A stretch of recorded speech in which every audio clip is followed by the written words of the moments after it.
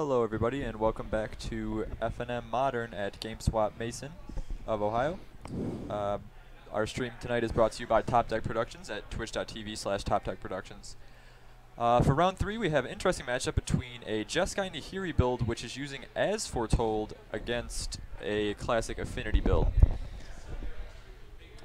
Yeah, so the real reason to play As Foretold in this Jeskai deck is so you can cast your Ancestral Visions for 0 from your hand, which is actually pretty sweet.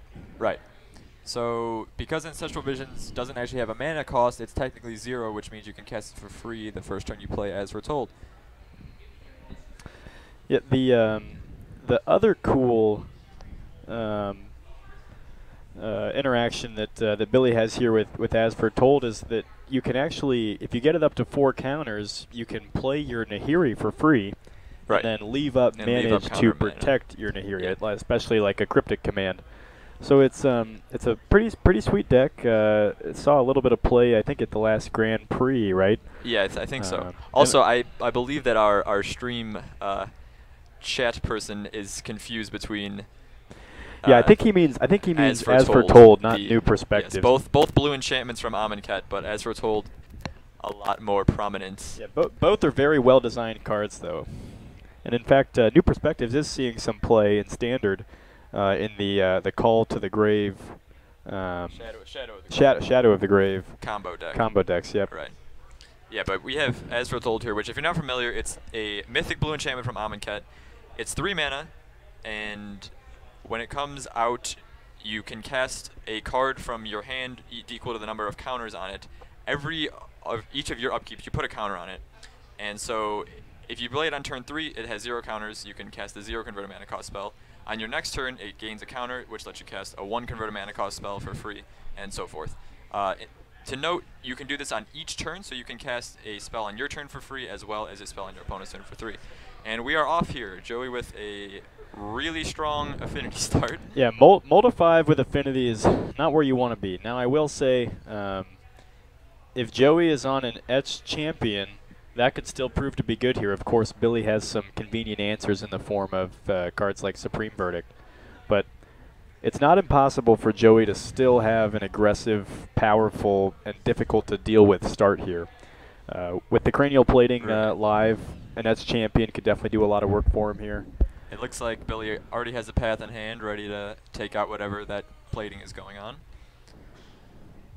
What is that last card in Joey's hand? I didn't get a good look. Okay, it's a Ravager. Ravager, yes. Yeah, sorry, I said he had a strong start. I did not see that he had Molda 5. Obviously, not great for him. Yeah, no, this is going to be a tough one for Joey. So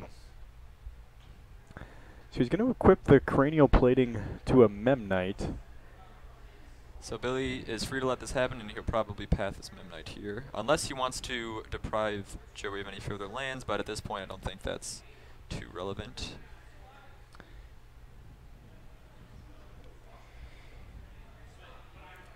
Yeah, so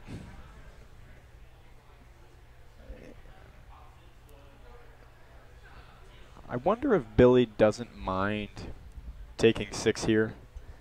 Right, depending on what's in his hand, he might have a Verdict or something later that he can just clean all this stuff up with. But it is a healthy amount. The Cranial Plating is giving the +6 to the Memnite there. Pathing a Memnite when there's a Ravager on board definitely feels bad. Right. So I can see why Billy would not want to fire out the path here.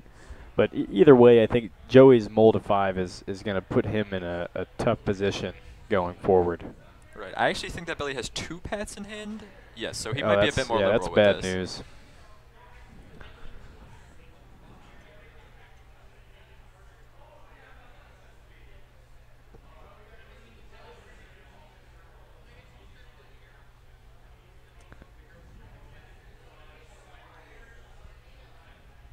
Right, it may have been better for him to equip the play leading to the Thopter this turn so you could have 2 potential threats, whereas, you know, the Memnite, not a huge threat on its own, but it would get him an extra damage. You know, I agree with, I don't think you want the, Flyer dead here. The Flyer is more valuable in the long run than that Memnite is.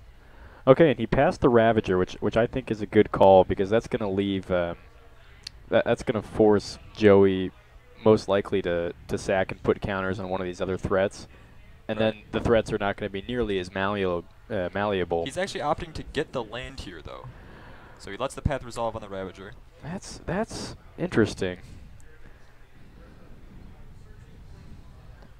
And the mountain is facing the wrong way, notably. But that's okay. I'm sure he'll fix it.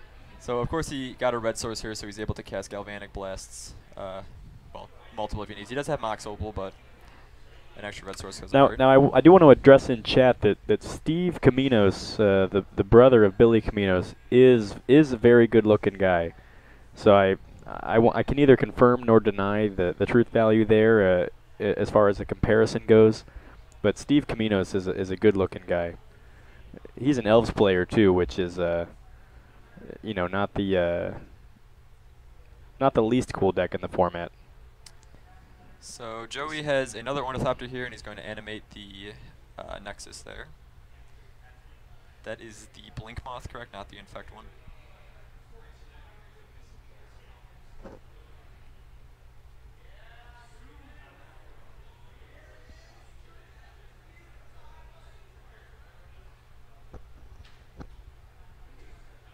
Okay, sorry for the lack of volume there.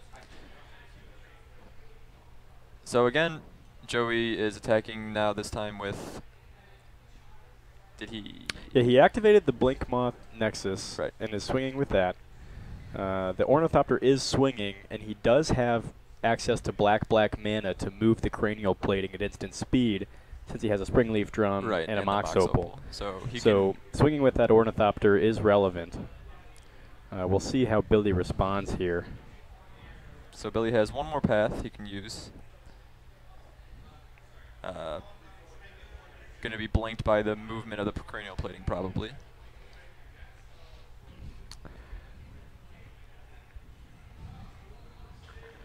Yeah, unfortunately, Joey actually does have a very good way to play around one more path here because Billy simply can't choose. Yep, and so Joey's likely going to...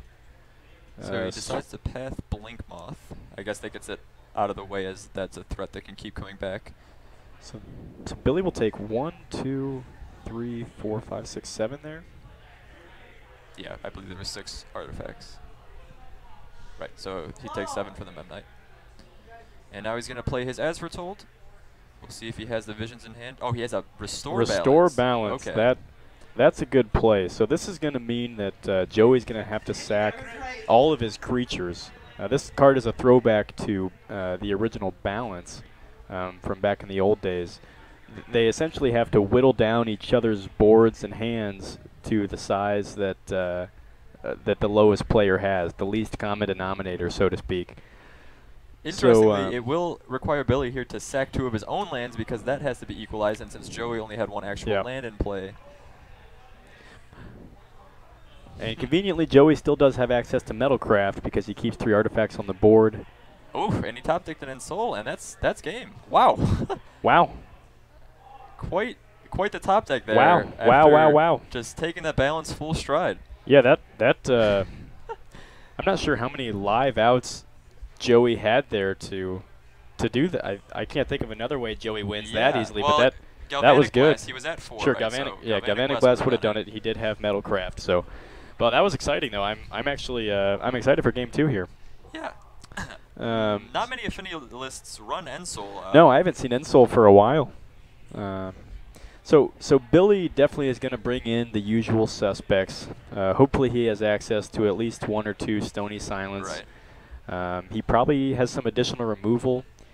He might have a Condemn for for Death Shadow match. Do you think you want that Condemn here? The Condemn. I'm not sure how relevant that is. Similar to a Path. It's just not. It doesn't quite do as it's a little bit harder to use. Right. If he needs additional spot removal, I guess he can bring it in, but it is a little awkward. He's also going to want more board wipes. If he has another Supreme Verdict or Wrath of God or something in the side, he'll definitely want to bring that in, not just for the creatures, but especially for Etch Champion. Etch Champion is a tough card to deal with. I wonder if Billy is playing a Kozilek's Return, as he is on Jeskai, so... Yeah, Kozilek's Return also is nice when it hits Champion. And probably the last thing I would expect Billy to maybe have would be Blessed Alliance.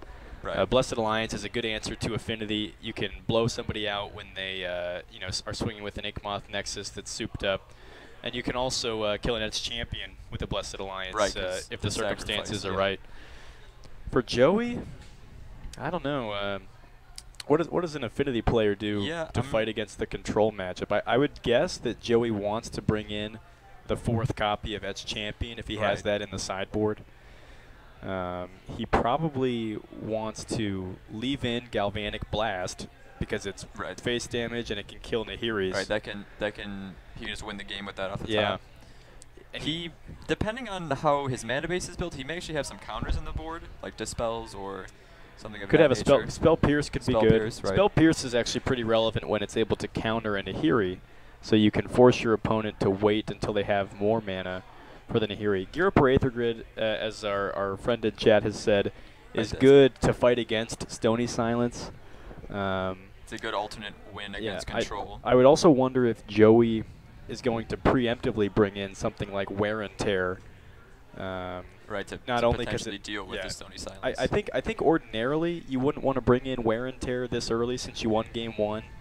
But because he saw As Foretold, I think Wear and Tear would be a good slot here. Just you'll kill the As Foretold, and that can be problematic. And you also catch any problematic enchantments and artifacts like Stony Silence. I'm not sure what else Joey will have, but I do think Spell Pierce would be a big one. I actually think As Foretold's a very neat card. Hates Control in chat. There's a lot of things that can be done with it. One thing I think hasn't been explored maybe enough yet is the relevance of that card in Eternal Command lists. Right now, Eternal Command lists that abuse Eternal Witness and Cryptic Command, most of those decks use Aether Vial to get threats out cheaply. But the problem is that with Aether Vial in those decks, you only have about 12 to 15 creatures, and sometimes the Aether Vials are just dead draws. Whereas As Foretold allows you to cast Ancestral Vision in those decks, but also allows you to do things like cast Restoration Angel on your opponent's turn, or cast Mystic Snake on your opponent's turn for free. So all those flash creatures become very relevant because As Foretold, you get a usage out of it on your turn and on your opponent's turn. So I think As Foretold could lead to some very good deck building in Eternal Command lists.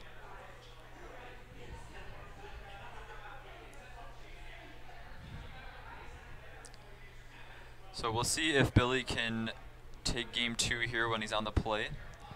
And that was Joey did win there off the Moldify, so that was quite impressive. That was very impressive. And that just goes to show you, a lot of people say Affinity is not a good deck right now, but truthfully, the deck is so goddamn powerful. I mean, you can win any game out of nowhere. And as we saw with Joey just there, he fought through a Moldify, through 2 Path to Exiles and a Restore Balance, and still managed to get in for lethal. Admittedly, though, that Restore Balance almost hurt Billy more than it did Joey there. He had to discard almost his whole hand and sacrifice 2 lands. That's true, but even if Billy didn't sack those 2 lands, he'd have still died. That's true. You can't beat a top deck, usually. So the neat thing about Bant Eternal Command, I don't want to get off topic here, but Bant Eternal Command can cast As Foretold on turn 2 off of a Noble Hierarch, for example. So it's a pretty cool interaction. And again, you get to cast all your flash cards on your opponent's turn for free, things like Restoration Angel. So you can actually put something like a Spell Queller in play, and then on your opponent's turn for 0 mana, essentially Force of Will them with your Restoration Angel targeting Spell Queller or Mystic Snake or something like that. So back to this game here, things looking not quite as explosive for Joey. He's got 2 Spring Leafs and now a Vault Scourge going down. Yeah, two Spring Leafs is not exactly where this deck wants to be. It's kind of like having a Mold of 6 right out of the gate. Thoughtseize is good though. This could really neuter Billy's hand. Looks like he's gonna Path in response, maybe not. Yeah, I think. Yeah, I think pathing in response would be okay, but when you have Snapcaster Mage, you don't really mind your path being discarded. Yeah, Joey's a little burned out by this hand. Looks like, is it 2 Snapcaster Mage, Serum Vision's Path?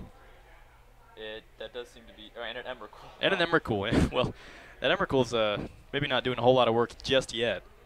So he opts to take the Serum Visions.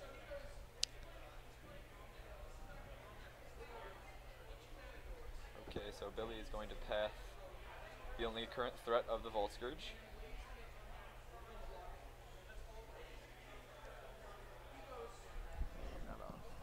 Yeah, that's what I thought. I don't know what happened.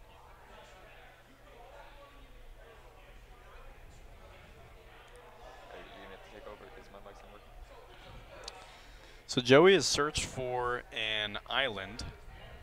Excuse me, a mountain. That's a mountain.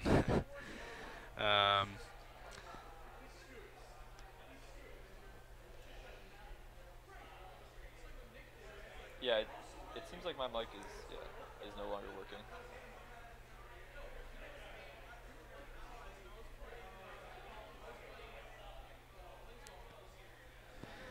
Yeah, so looks like Joey's got a Spell Skite, which is going to be good here against the Snapcaster Path plan from Billy. Joey's going to be able to redirect those, but in response to the Spell Skite, Billy's going to path the Vault Scourge. And that leaves Joey without a threat here. Right.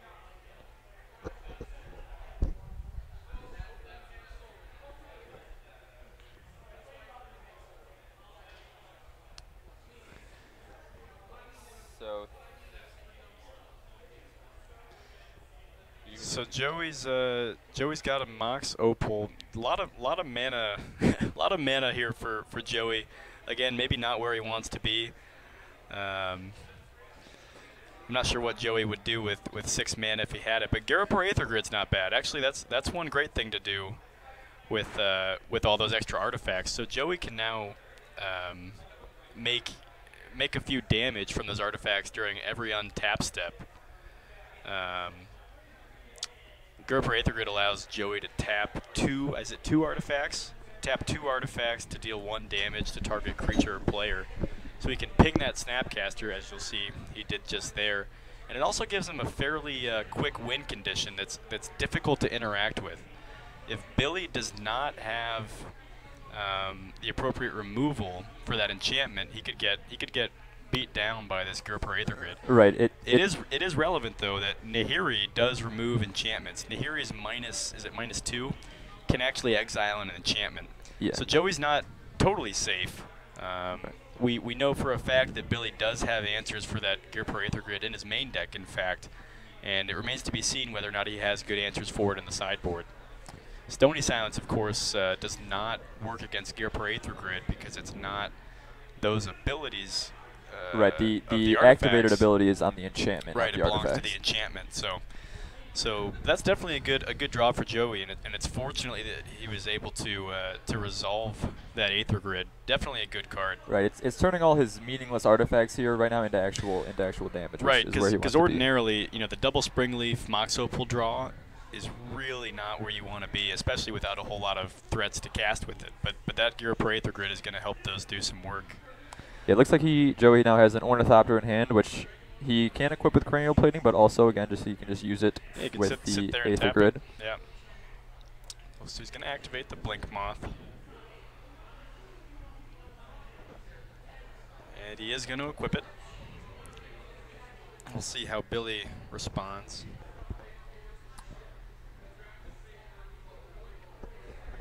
So, does Billy have a path for this? No. So Billy does have a Celestial Colonnade, though, which he can't... Actually, looks like he does have the mana to fire that up with the land in hand. Unless that's a Seachrome crit. No, that's a Hallowed Fountain. So if Billy shocks that in now, he'll have the mana to activate Celestial Colonnade.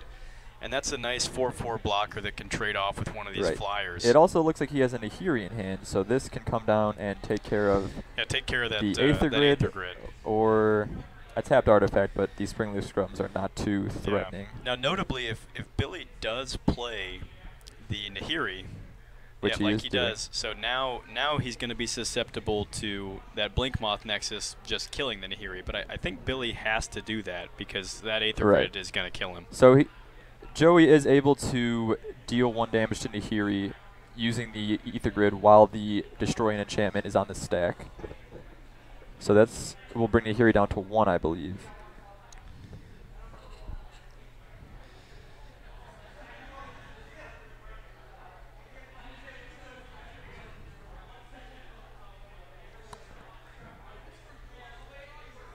So I think Joey's considering if he wants to damage the Nahiri here or go at Billy's life total directly. So when the Nahiri is at that low of loyalty, could be the right choice to just go to face. Now, can we get the life totals updated? I think, is Billy at 11? Yeah, is I think Billy took 7 damage from Blink Moth last Yeah, so I turn. think Billy's at 11, and Joey's likely still at 14. So he does choose to go for Nahiri, it looks like. Which is interesting because you would think any source of damage he has would be more than 1, but I suppose if he attacks with just the Blink Moth here, that could deal with Nahiri. Now, Billy does have 2 mana available and 1 card in hand. Okay, so we see why he damaged Nahiri. He's going to attack Nahiri with the 1/1 Blink Moth and then go face with this Ornithopter that's souped up. Yeah, so that Ornithopter presents 7 damage, which could put Billy to 4. Billy's going to fetch in response. Let's see what he finds here. And I did see a Wear and Tear in Billy's deck. That's a pretty obvious include to come in this matchup. Could also deal with the if Joey happens to have another Gearpor Aether Grid, Wear and Tear will hit that as well. So Billy does drop to 3 here, which is dangerously low. He's going to need some answers. Yeah, he's dangerously, close to being killed by a Galv Blast. And his hand does not contain answers, as we see a land and an Emrakul there. Yep, not where you want to be. This might be over for him. Now he can't fire up that Colonnade. Right, but Joey has blocker. the mana to switch that Cranioplating onto whatever is blocked. Yeah, whichever creature is not so blocked. I think this might be game here, assuming Joey transfers Cranioplating. Now he could be bluffing to tap the Colonnade for Path here. Right. But does not have that it. is not going to be the case. Well, that was again, Affinity is not a very popular deck right now. Right. And a lot of people say it's just not that good because of things like Fatal Push and what have you. But I'll tell you, those matchups go to show that the deck is resilient. Yeah. One on a Moldify. Yeah, absolutely. It's got powerful cards that can kill your opponent at any stage of the game. And that Pia's Revolution or not the Pia's the Aether Grid. The Aether Grid really forced Billy to make a bad play, which is you don't want to play that Nahiri like that. Granted, Billy's hand was not developing too well. No, yeah, Billy did not have the things he needed, and that Talaria Weston there to transmute. Right. Transmute. You don't really want any of your 0 mana cost cards when you're. Maybe he should have transmuted for a Mem Knight of his own or something. A blocker, an Ornithopter. Yeah. But no, not the cards he was looking for. But I will say it's neat tech that Billy does have that Talaria West. Ordinarily, what that's for in Billy's deck is to get the Ancestral Vision out, so you can have the automatic combo with As Foretold. It's a pretty sweet combo, and Talaria West is not a card we've seen much in Modern, except Centralis Games. Affinity is big. Definitely still a big prominence in Modern. Online, I know it's super popular. We were just saying maybe, like, if you look at recent GP lists and Modern Standard Star City events, a lot of what's been making the top tables there is like Death Shadow, the new Counters Company deck, even like Dredge. But Affinity is still a house. But I also thought I'd heard that Affinity's it might be being played a lot online, but does it have a good win rate online? I mean, are people winning with it? The lists he's referencing are 5-0 lists, so it would have quite a good win rate. I'd have to wonder to what extent that's biased simply by the number of people that play the deck. Obviously, a lot of people have been playing that deck for a long time, but I don't think it's great right now. But clearly, as this game demonstrated, the deck always has potency and is never to be underestimated. Right. So that was round 3 here at FNM Modern. Affinity handily taking down Jeskai and Nahiri Control. We will be back with round 4 in about a half hour. Thanks for watching, guys. Stay tuned. Thanks so much. See you soon.